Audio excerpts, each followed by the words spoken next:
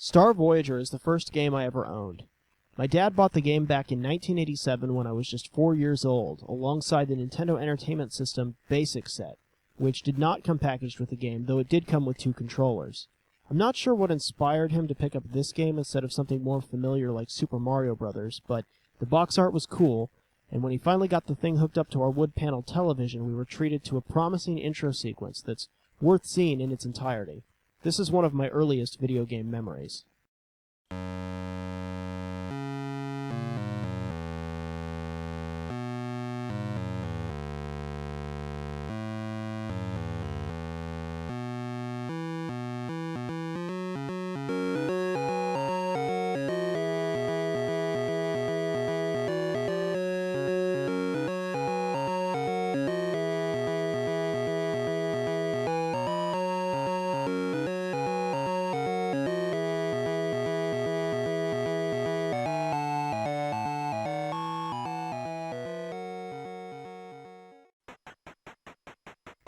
Star Voyager was developed by ASCII and published by Acclaim in 1987. The game would have been brand new at the time my dad bought it, but by contemporary standards, and perhaps even by the standards of the day, Star Voyager feels somewhat aimless. And while the primary goal is clear, the steps needed to achieve that goal are not. The goal of the game is to protect your home base, Cosmo Station Noah, from an enemy fleet of Moloch war drivers. I remember that when we finally got the game going, confusion set in almost immediately.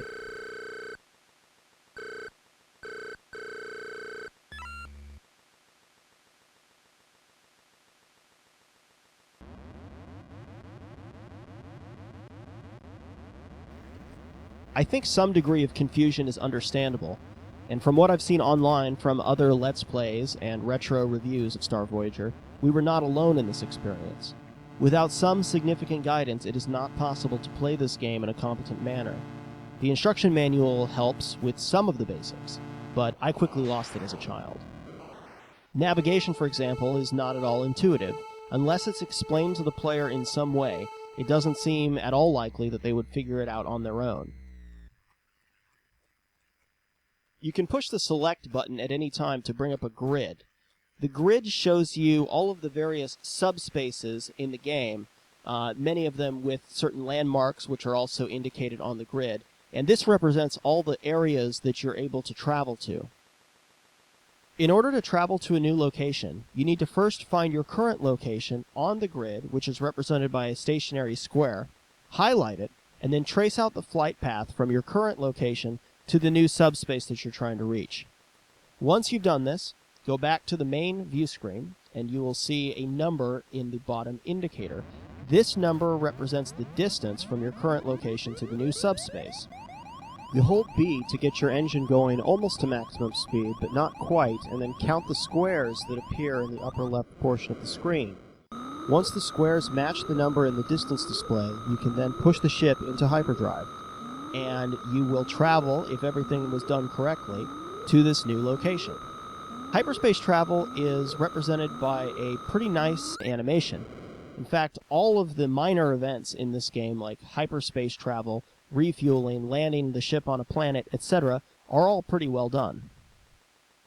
As you can see, the process of just traveling from one place to another in this game is somewhat complicated. I had a hard time explaining it to anyone else who I could coax into playing the game. It certainly isn't as pick-up-and-play friendly as many other games that were available on the Nintendo at the time. One aspect of this game that I found very appealing as a kid was that you're free to explore the galaxy as you see fit. There are a number of possible locations to travel to, including planets and space stations, as well as hazards to be avoided like black holes and asteroid fields. You can spend your time in fuel landing on various planets, but it requires a bit of luck in order for it to be worthwhile. Most of the planets you can land on are empty, but a few of them will contain ship upgrades, though it was hard to understand the value of the upgrades that were available. You see, growing up, I thought Star Voyager was the hardest game that I ever played. It was the only game in my collection where I was not ever able to make any significant progress. I was never able to defeat a single enemy squadron, for example, which is the entire point of the game, and the ship upgrades that were available didn't seem to help with this goal. Defeating a squadron seemed all but impossible. No matter how many enemy ships I was able to destroy, they never seemed to stop coming. I remember one Christmas when I got the game Genie, exclaiming that now I would finally be able to beat Star Voyager. However, even with all of the cheats activated, I was never able to make any progress in the game. In fact, I still couldn't defeat a single squadron. The game's extreme difficulty led me to believe that there was more to it than met the eye. Perhaps if I searched long enough and hard enough, I would unlock some secret that would allow me to beat the game. There were parts of the game that were utterly mysterious to me, like the asteroid fields and black holes. Why were these here? Why would anyone travel to them if they just mean certain death? I used to spend a lot of time upgrading my ship and then entering the asteroid fields and trying to survive as long as possible, thinking that maybe I could clear out the field and find a secret planet or something and get some special item. My own ignorance about the game kept me interested throughout my childhood. If you think the game looks terrible, unplayable, or obscure, you have to realize that that wasn't the way that I approached these games as a kid. A game was like a mystery or a puzzle to be solved. The quality of a game didn't necessarily relate to anything objective outside of how well it captured my imagination. The most profound experience I had with this game was one day when there was some kid over. I was probably 7 or 8 years old, and I was trying to show him the game, and he was fairly inept at following my instructions. He failed to jump into hyperspace at the correct moment and ended up warping to a random place on the map. Imagine my surprise when the cockpit indicator signaled faint signal detected, and we eventually came across something that I later found out was called the monolith. I immediately seized the controller from him, somewhat in shock over what I was seeing, but I wrote down the coordinates to the location that he'd warped to, thinking that I could come back to it later. The next time I did come back to it, the monolith was no longer there, and I never found it again after that. I was later informed by a Nintendo Powerline operator that the monolith appears on a random square on the grid, and it's impossible to know in advance where it was going to appear each time you played. They also told me that finding the monolith was a sure way to beat the game, because on the monolith was a weapon upgrade that would help you defeat the enemy squadrons. While recording the gameplay footage for this retrospective, however, I discovered that finding the monolith is not at all necessary. It turned out that my inability to make any progress was actually based on a few misconceptions about the game.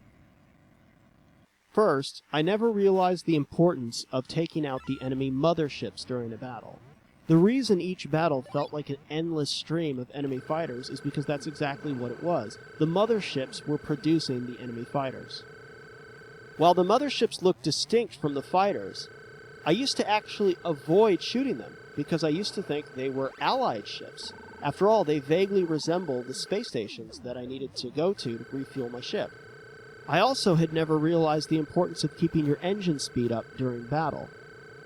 Although that might seem fairly intuitive, keeping the engines going during battle is pretty inconvenient, as it isn't possible to both increase engine speed and fire lasers at the same time, and the moment your ship takes any damage, the engine speed drops and it takes a few moments to get it going again. Most of the time it feels like firing lasers is far more important than increasing engine speed, but this intuition is incorrect. Realizing that destroying an enemy squadron was possible, I decided to make a serious attempt at beating this game, and I sat down and actually did it. You can find the video of the final battle and ending of this game on my channel. It only took 26 years. I probably could have beaten the game a lot sooner if I just understood a little bit more about it. I would have to admit that the game has not aged well. But if you do enjoy retro space exploration games, I would recommend that you give Star Voyager a try. However, I do so fully recognizing that the experience I had with this game is not replicable. It's difficult for me to imagine someone coming back to this game over and over, trying new things and attempting to unlock its secrets the way that I did. Not knowing anything about the game or what may lie ahead is part of what made it so intriguing to me as a kid. The fact that I was able to come back to this game after 26 years and finally beat it was deeply satisfying. Nowadays, I imagine the game would barely qualify as a curiosity. Nevertheless, I have a lot of fond memories of playing this impossible and somewhat cryptic game.